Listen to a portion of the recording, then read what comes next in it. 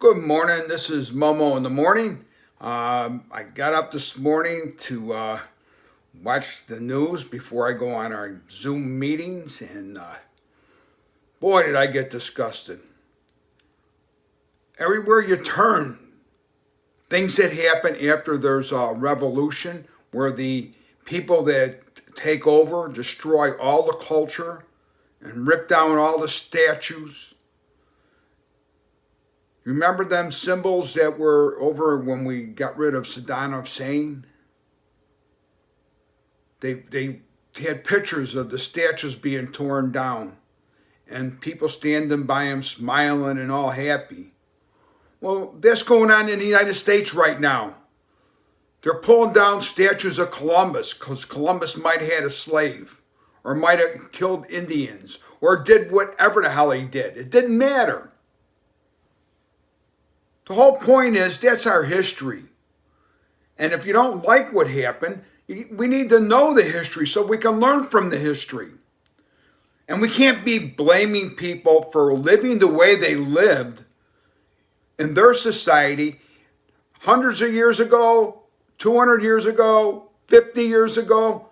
My God, people that are going to look at the United States of America culture and society from 2020, 50 years from now, are going to think of us as a bunch of morons.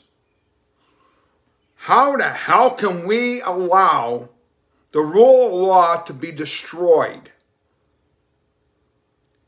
Blue lives do matter. We need to stand for the police.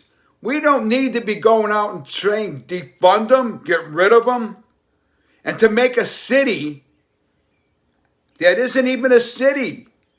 The Antifa is calling it a city. 6 square blocks in Seattle, the most liberal place probably in the United States next to New York City. It's a mortal sin what is allowed to happen. We cannot lose the rule of law. We cannot let our history be destroyed. We cannot let our culture be destroyed. And it's a handful of revolutionists from all over the place, supported by organizations like MoveOn.org, that's funded by George Soros. So what are we doing? The people that are like me, normal Republicans, Democrats, Libertarians, people that don't want to be affiliated with any party. We're all sitting around looking at this and we're going, oh my God, this is crazy. Well, we can't allow it. We need to be calling our state representatives in Illinois, our federal representatives in Illinois, because that's where we live. And if you live somewhere else, you need to do the same thing. Call them and say no more. Nada más. No more. We cannot have our culture ruined. We cannot have our history ruined. And we cannot get rid of the police. That's just what they want.